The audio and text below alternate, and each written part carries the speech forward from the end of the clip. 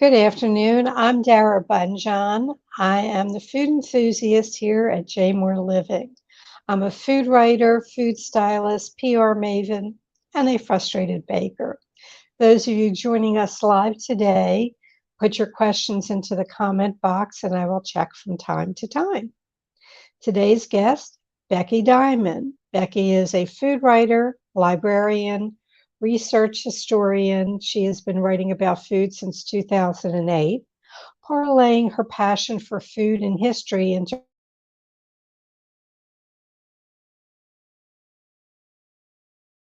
cookbook, The American Gilded Age from 1868 to 1900, and its extreme extravagances continue to be the source of wonder and fascination, particularly for foodies.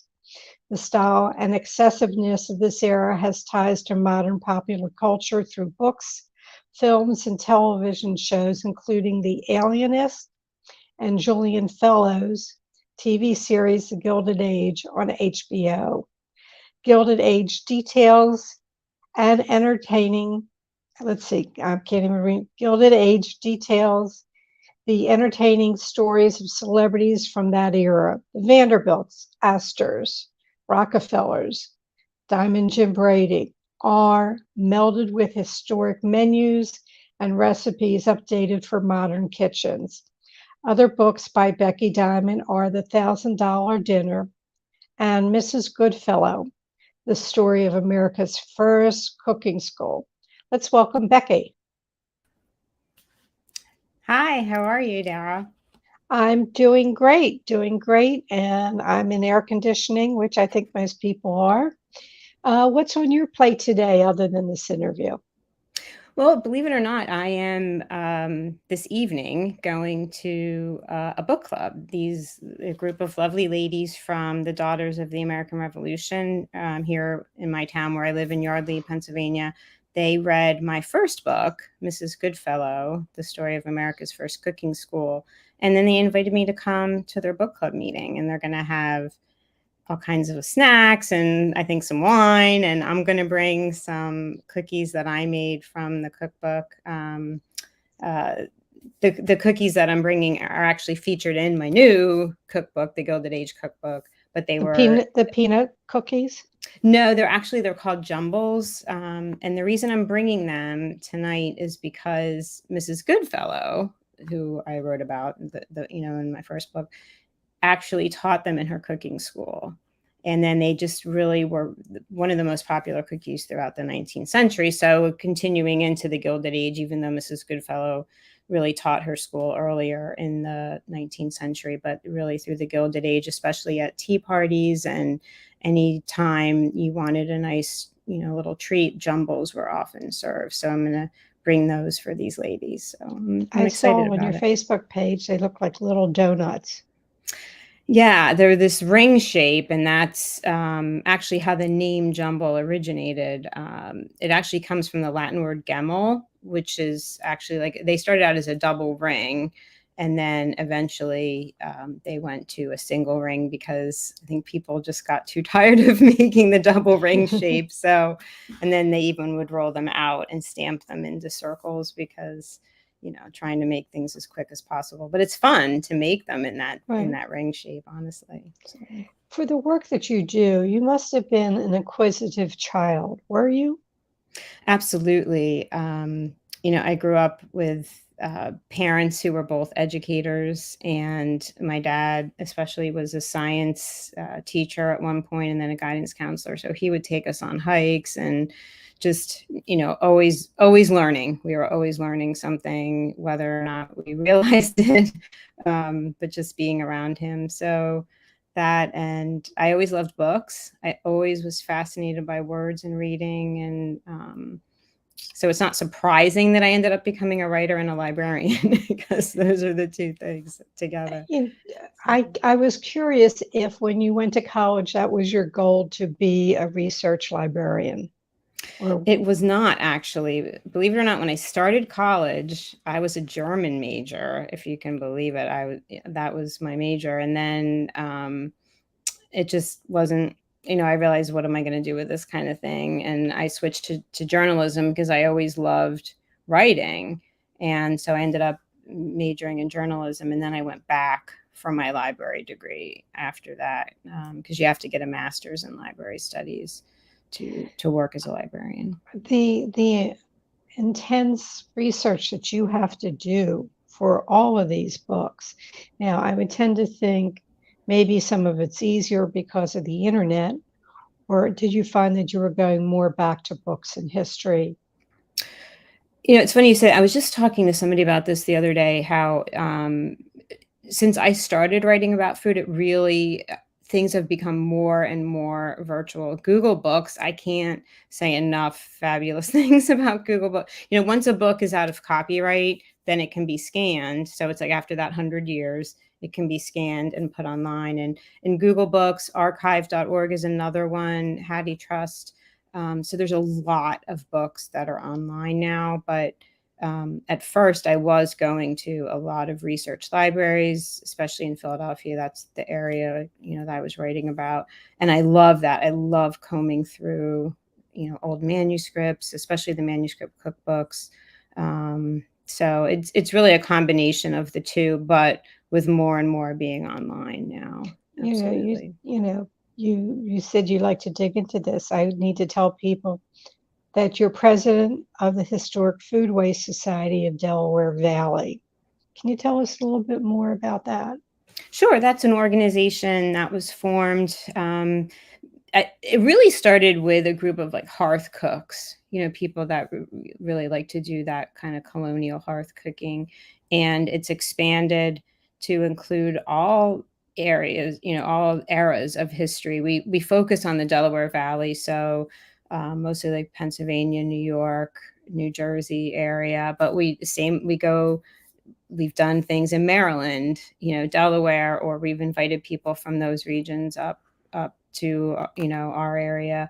And we've even had events focusing over like Tudor cooking from the UK, because now, again, with things being virtual, with COVID, now we do a few online events a year. So, but it's just, any aspect of food history that you can think of, we've focused on. And we do tastings. We have an event on Saturday at Clifton, which is a place near us in Philadelphia. And it's going to be it's inside a kitchen that has been renovated over the years, starting from like the 1700s through the 50s. So we're going to see these different iterations of how kitchens have changed over time. So.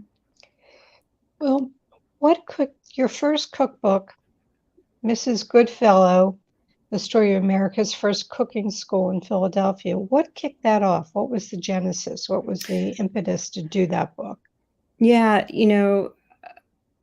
I have to go back to say, we actually, as a family, we lived in the UK for 2 years, from 2006 to 2008.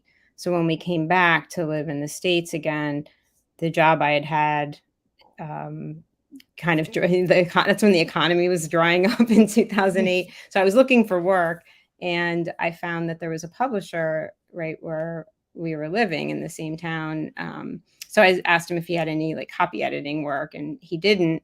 But I pitched him this idea of a history of cooking schools, because I had read in a cooking magazine that Mrs. Goodfellow had the first cooking school in the early 800s. In Philadelphia. And I thought, well, I'm from the Philadelphia area and I never heard of that. So if I don't know about it, I'm sure there's plenty of other people. Mm-hmm. So I wanted to research it. And this publisher, Bruce Franklin, said, well, why don't you just focus on her and her school and what was happening there? So that's what I wrote about, but also in the whole, I framed it within what was going on at the time in Philadelphia and even in the country, and how the cooking school was much different for women back then. It was more like a finishing school. It wasn't like you were going to the CIA like you would today to be, a culinary, a chef in a fancy restaurant. It was these fine, these ladies wanting fine dinner parties sort of thing. So that was, I think somewhere I picked up in what I was reading, because I never remember where, but with that sort of started bringing, I think, the home economics into schools. Wasn't that sort of Absolutely. the Yep. basis for what brought that in? Yep. Absolutely.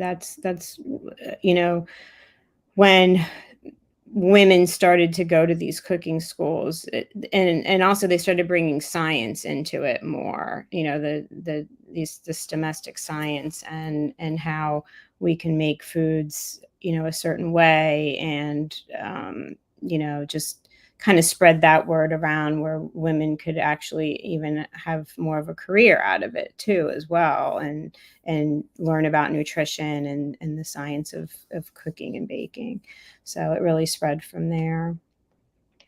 Well, I know that at that point, the roles started changing for women and minorities, and that sort of brought more to light in the Gilded Age, your current book. Absolutely. There were definitely more roles where women could actually take more of a leadership kind of role. These women were actually going to college, some of them, or even, just learning from other women and then teaching in schools. Like the United Charities building in New York was one place where, and I mentioned it in the book, it was actually ironic. There were women from, I don't want to say the slums of New York, but like definitely the lower classes that really were trying to work their way up and be cooks.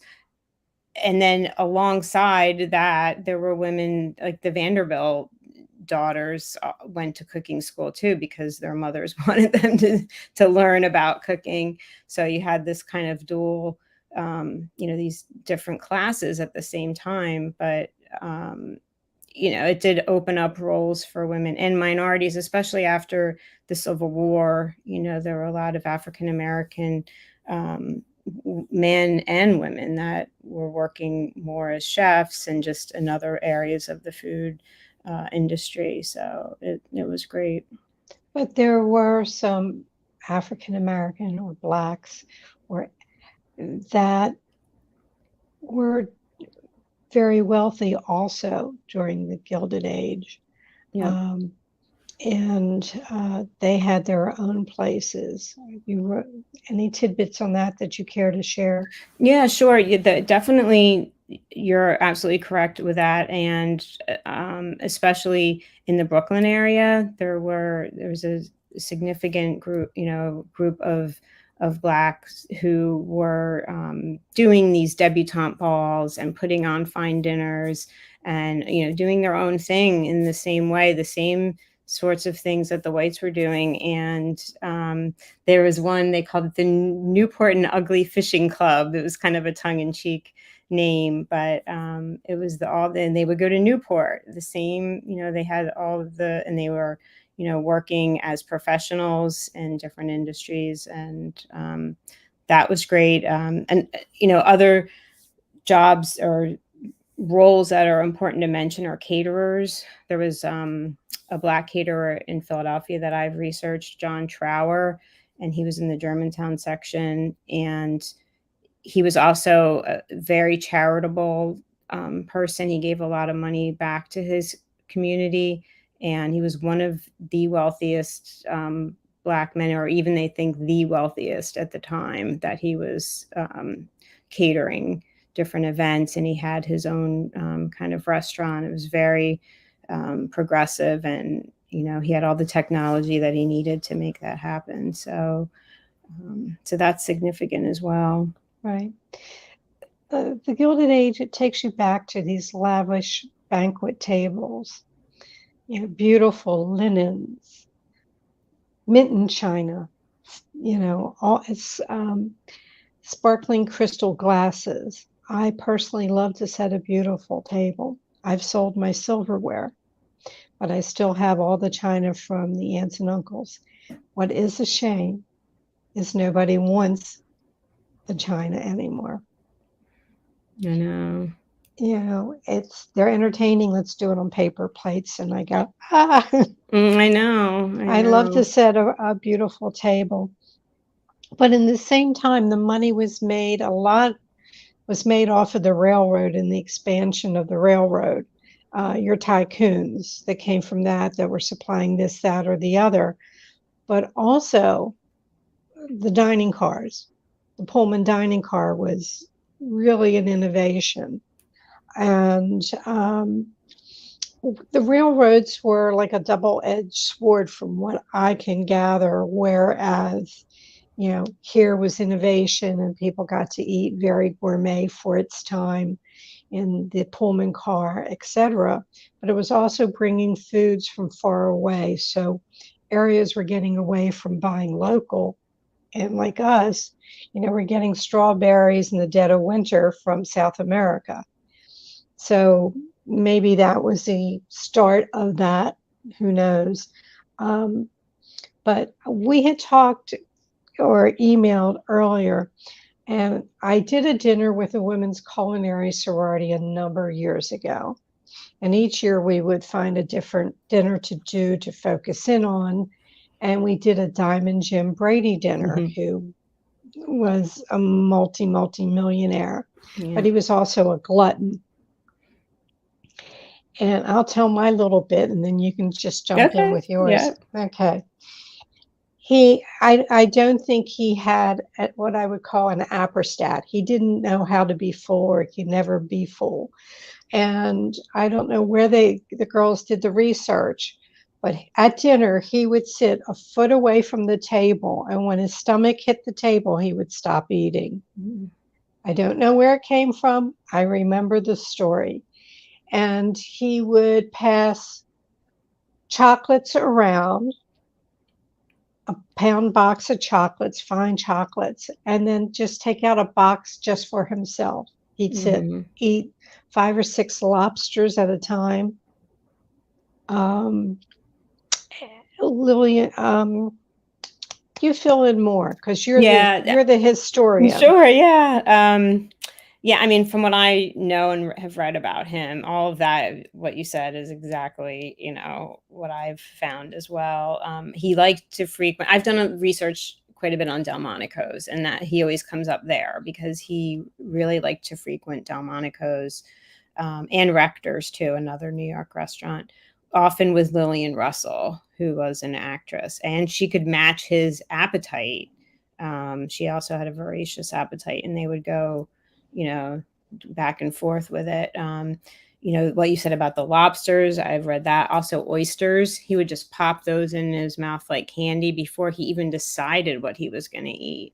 And they would just bring him mounds and mounds of food. I mean, a couple ducks after. Yeah, I was going to say the game, ducks and fish, all that poultry. Not as much. They didn't. I always say this, and people don't realize they didn't eat as much beef then as we do now. Really? Again, the railroads is that's really helped the beef industry. But and all the cakes, and I mean, he just would eat mounds and mounds of food.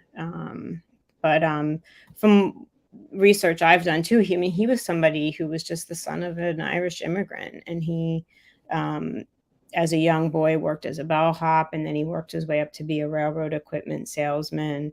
And so he was kind of that Gilded Age too, like using that industry to be, to really come up in the world. And he loved his jewels. That's why they called him Diamond Jim, because he had all those diamonds and other jewels. But also what I read is he was said to be pretty generous, and he left most of his wealth to charity. I don't know if that is totally true, but that's one thing I read. I know the New York Times wrote a story that they were dismissing some of the stories about him, and I can't remember where the girl's information came from, but I remember, I mean, could be 18 years ago, that I remember they said, he didn't quite, again, have that apostat to know when he was full, that he would sit a foot from the table, and when his stomach touched the table, he would stop eating.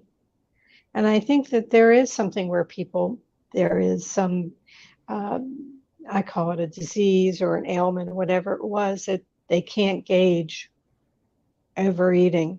I think I have that, but, and I think of 6 lobsters, I can barely do 2. I know. In doing the Gilded Age, it's a cookbook and very lavish, rich foods. Was there anything that you, when doing your research, you went, I didn't know that? It was sort of eye-opening about that, their cuisines and what they were doing. It's probably more in the fact that some of the stuff is actually more simple than we think. Like I wanted to get the original authentic Waldorf salad.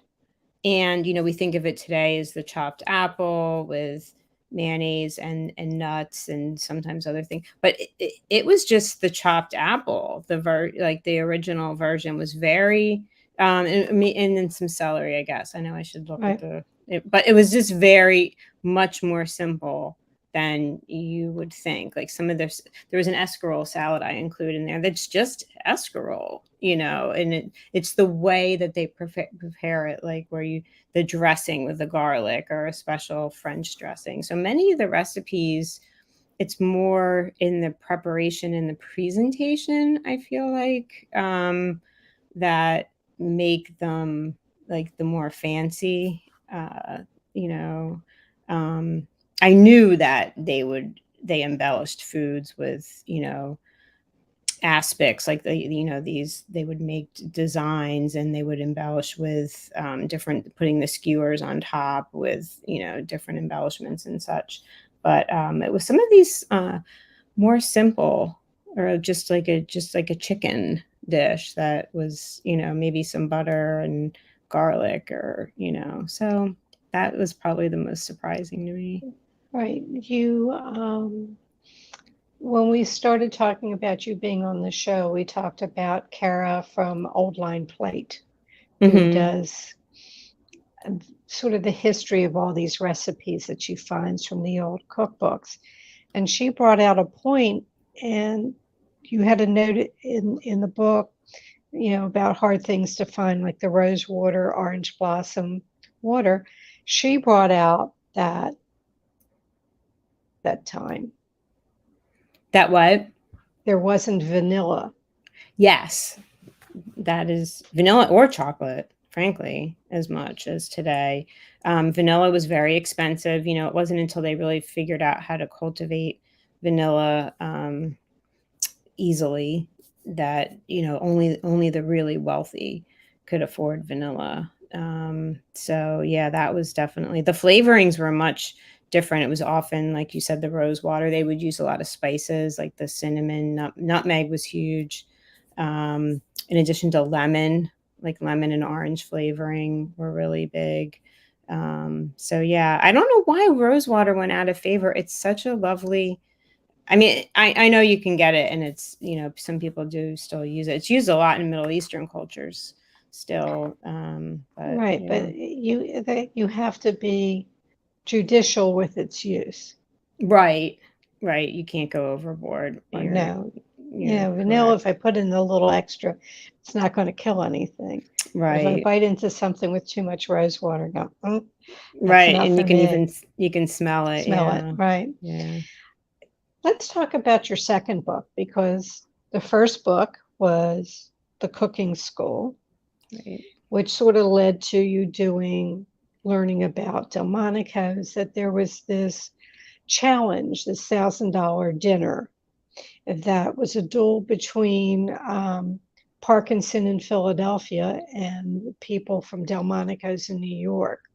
And in that era, that $1,000 dinner could be what, 25,000. Yeah, I think at the time I wrote it in around 2015, it was equal to about 32,000 in today's money. So I don't know if it's changed that much, but yeah, it's crazy. Very crazy. So what was your walk away from that book? Yeah, that was so much fun to write and research. So you're correct that I in researching Mrs. Goodfellow, so Mrs. Goodfellow and James Parkinson were kind of contemporaries. Mrs. Goodfellow was towards the end of her life and her time being a pastry chef. But James Parkinson was an up and coming pastry chef, and he was the one who he had this restaurant Parkinson's. His mother was a pastry chef as well, so he learned from her and other people. But a lot of pastry chefs then became restaurateurs at that time, and that's what he did. And he had ice cream parlors and all these things. So I just, when I researching, finding out about him, I found out about this $1,000 dinner, and it just was fascinating because it was 17 courses. It took place over 12 hours. So they got there at 6 p.m. the one evening, and they didn't leave till 6 a.m. the next morning. And they were just eating and drinking, and fine wines were paired with every course. And just, just so much excess. So the takeaway was the excess, but it also was just how they ate differently in a lot of ways, and the foods that were popular at the time. Like when I mentioned chocolate, there's not one bit of chocolate on his whole, and he's got like 4 courses of desserts, and there's not one chocolate thing on there. Okay. Yeah. And that was in 1851. Yeah. I want to remind people all of Becky's information is coming up in the comment section, but you can find her under BeckyLDiamond.com or Becky L. Diamond on Instagram, Becky L. Diamond on Facebook. Her books, I'm sure that if you have any curiosity about food and cooking schools, the Mrs. Goodfellow, The Stories of America's First Cooking School, and the second book, The $1,000 Dinner, great reads.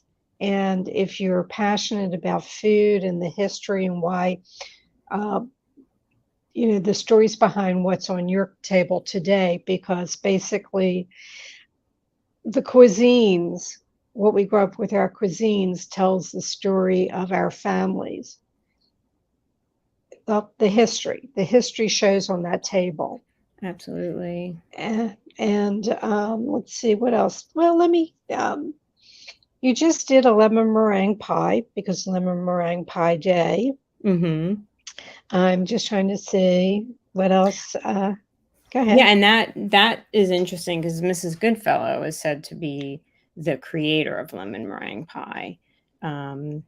She had a rich lemon pudding that she was very famous for that, and the girls would all learn it in her cooking school. And then at some point, she thought to put meringue on top, and then meringue came. Part of that is because then in the Gilded Age, in Victorian era, they overlap, right?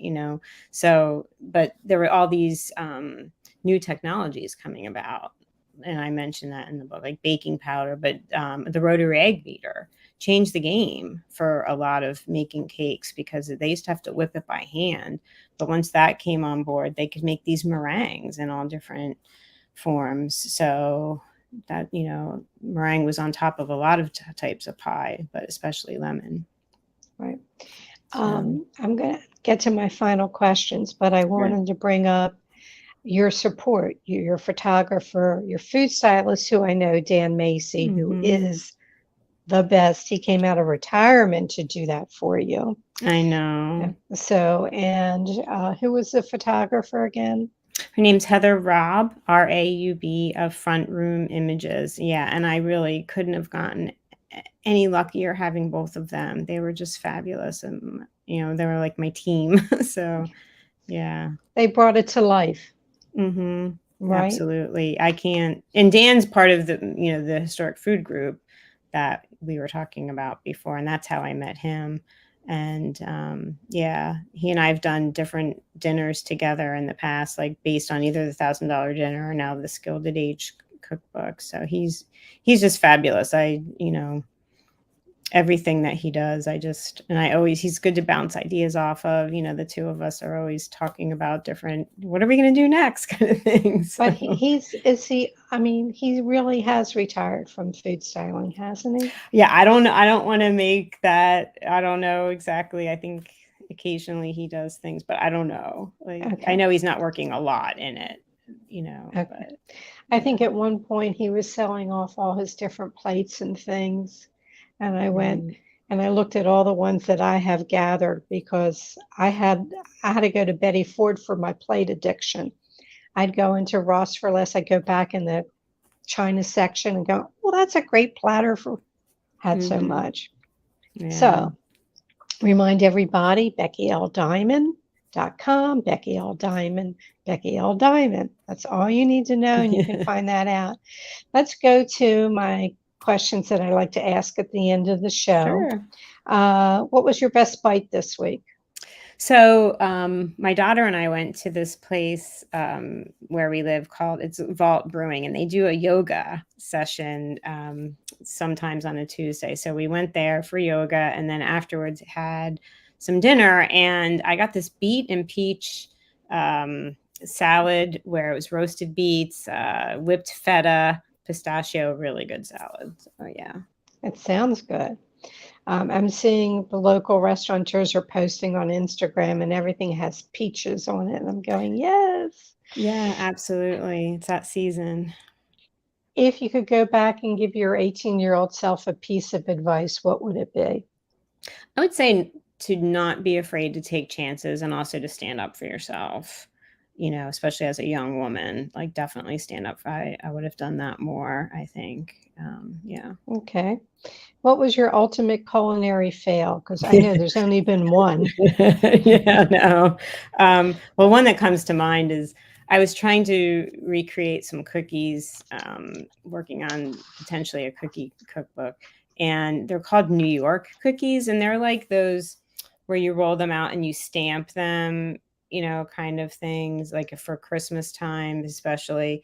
And New York cookies or biscuits, they're called, and they just were like this pasty mess. And when you recreate recipes, you have to fine tune them often, but I just didn't have the patience that day to try to see what I was doing wrong. So yeah, probably my biggest fail. Just hit the circular file. Mm-hmm. Yeah. Mm-hmm. Okay. If you wake up tomorrow morning with a new talent, what would it be? I'd have to say that the ability to sing. I cannot carry a tune worth anything, and it would be nice to be able to sing and not have to like hurt people's ears when I do it. Yep.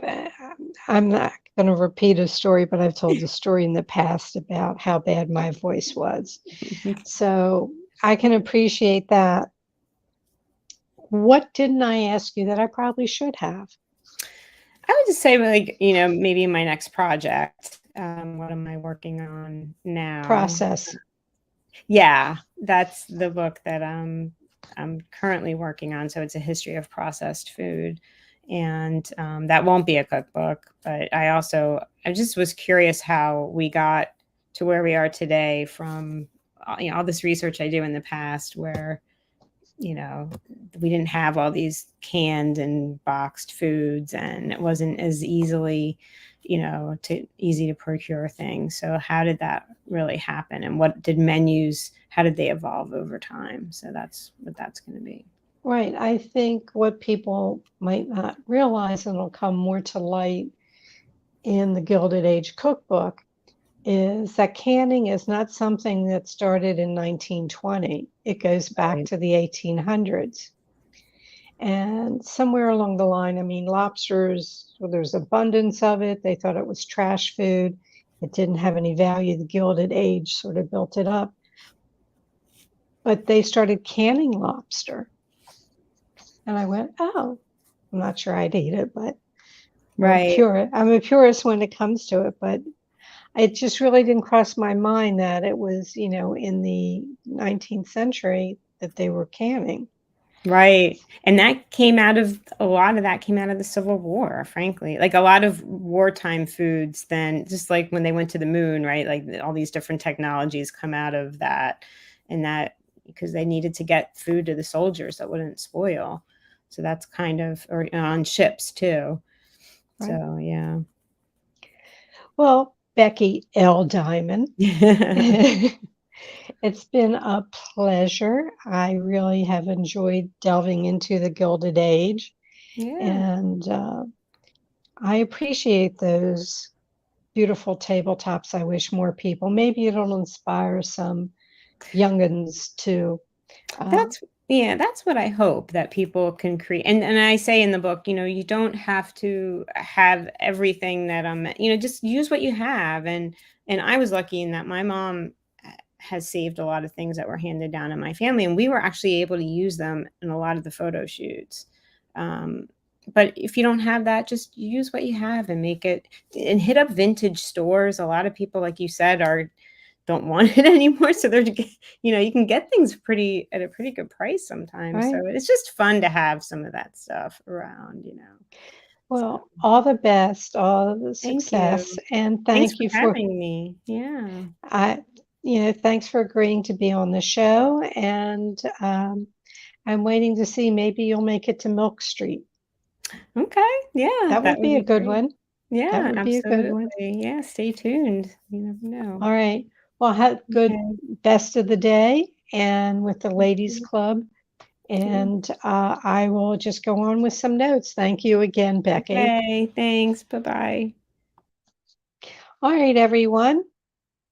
I always start off with my food tidbit of the week. Congrats go to leading chef in Florida, Chef Norman Van Aken, on his new show, Norman's Florida Kitchen. 12 episodes on Roku and Amazon Fire start in September. Learn more about Chef Van Aken in our interview in the Food Enthusiast archives. Norman has been a good acquaintance of mine, and he did a really wonderful interview during COVID with us. So go check it out. Next week's guest is C.W. Silverberg, the mouth behind the infamous Tripping Kosher. He explores new and exciting kosher foods in the United States and around the globe, and shares it in video and on YouTube channel called Tripping Kosher. And it's also Tripping Kosher on Facebook. So check him out before next week. Also, monthly, Jaymore is giving away $50 gift cards to some of your favorite local restaurants here in the Baltimore area. Visit jaymoreliving.com/contest to enter to win. If you need to reach me, you can reach me at my email address, which is food@jaymoreliving.com, or on Instagram at Dara Cooks. All shows are immediately archived in video form on Jaymore's Facebook page and jaymoreliving.com. Feel free to dig into our video archives of past shows. We truly appreciate it when you share our show with friends and family. May your plates always, always remain full. Thank you for tuning in, and I will see you next week.